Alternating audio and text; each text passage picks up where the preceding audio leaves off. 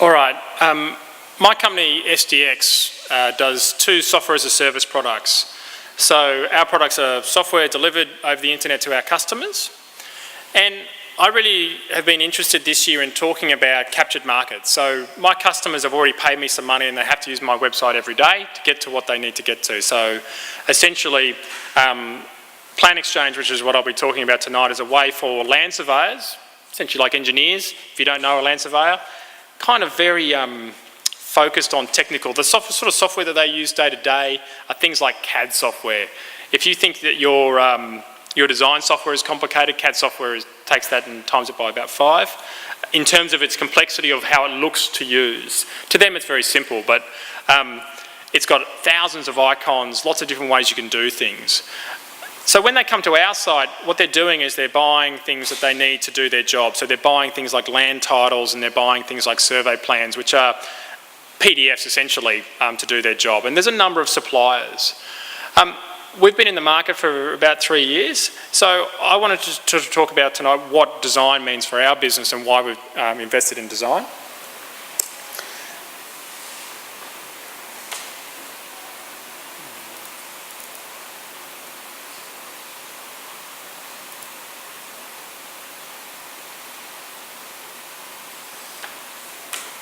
All right, this is 2 of our competitors. On the left-hand side, you've got SciTech.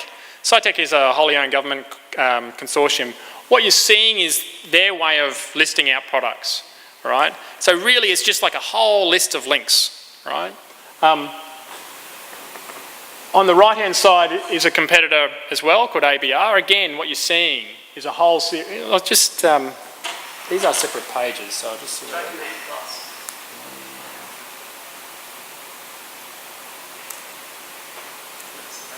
Well,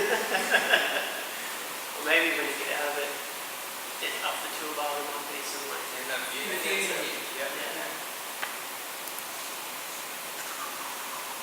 Single page. Yeah, maybe one. So close.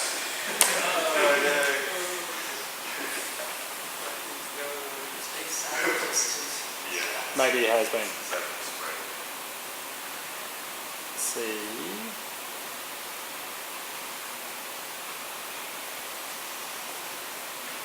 Bear with me.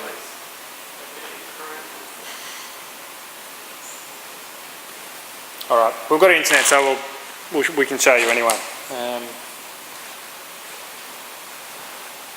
Bear with me.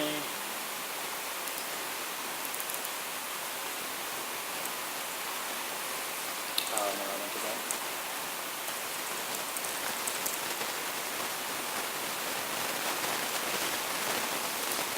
So this is our website. So I hope you got the idea of the whole list of links that our competitors do. We spend time on design to give our users this sort of look and feel. So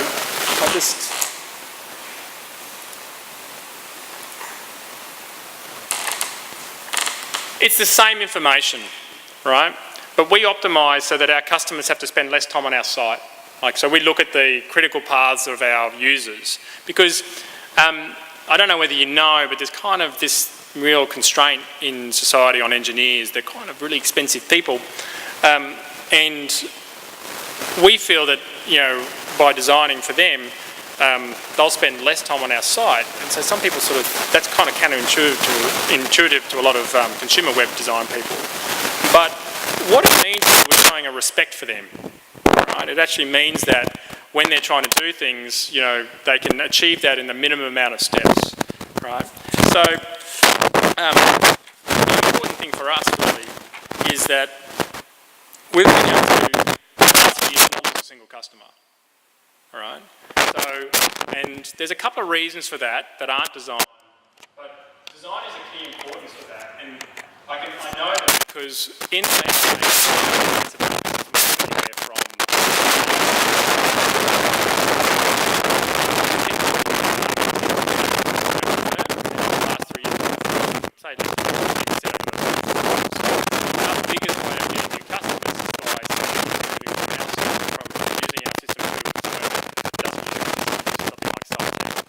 first thing they do is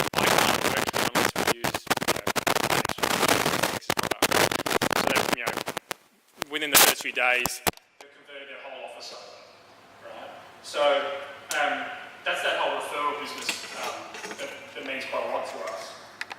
But I think the other really, the big success factor for us is the feedback loop is really tight, right? So I feel, and the thing I wanted to sort of have a discussion point today on was really the idea that a website for us has a persona, right? The engineers who use our site, they don't use Gmail, you know, they don't use Facebook, you know. Our website is pretty much, apart from a couple of things they might have to do during their day through banking, is one of the biggest websites that they ever use, right? And I feel that, you know, like a lot of you will be using 10 to 20 sites a day, you know, you probably don't have the same level of connection to a website.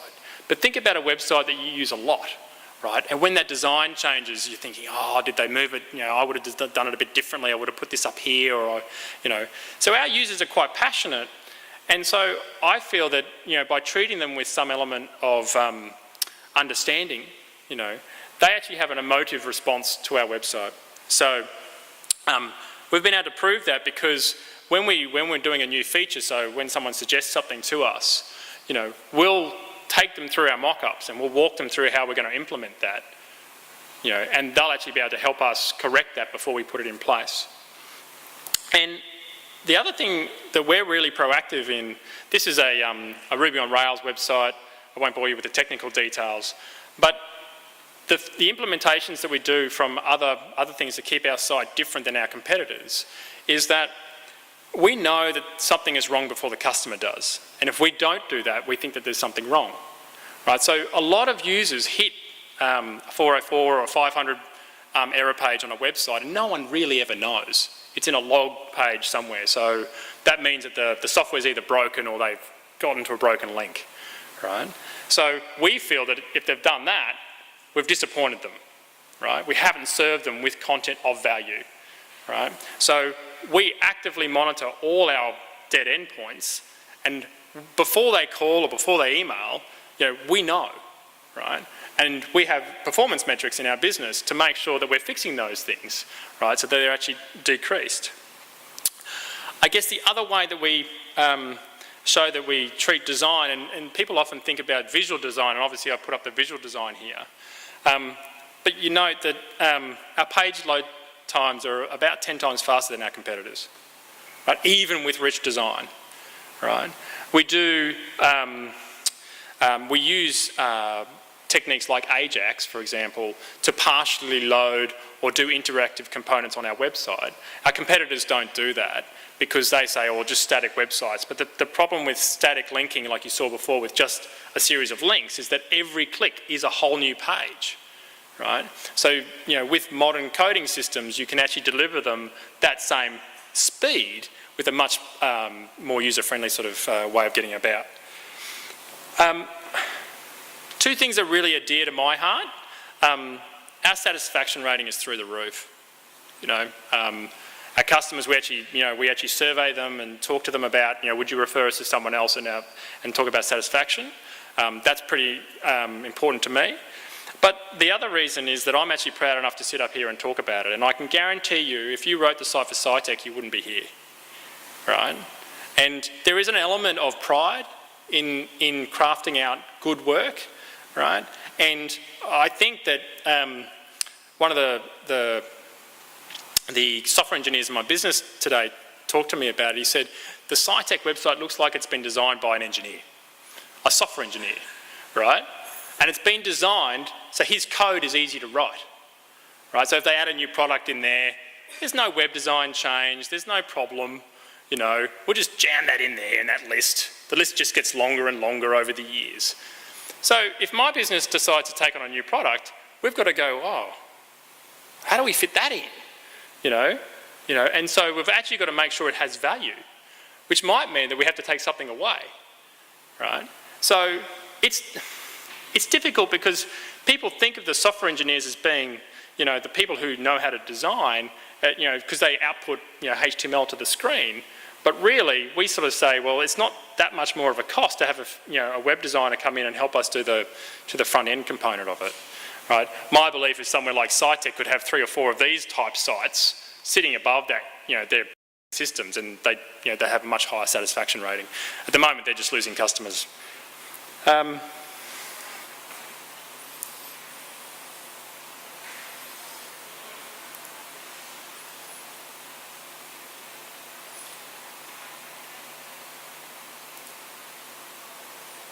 I'm going to leave it there. I don't normally have a mustache, right? Movember is important. If you want to talk to me about why I'm growing my mustache, then feel free. That's the contact details for my, my mustache. If you want to reach me, I'm on the right-hand side, or approach me after the talk. All right, thanks very much for your time.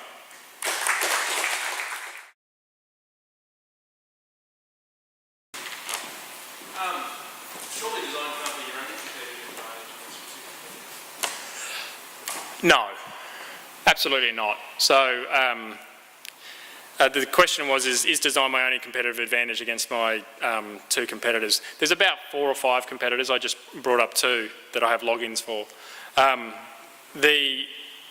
It's not, but I do think our churn rate would be different because we're more expensive, right? So we are more expensive than our competitors, and I've always never apologised that to our customers. What I've been trying to prove is that anybody will pay for good software, right? Because if you just create bad software, then, if you just optimise for cost alone on software, then you end up with a high churn rate of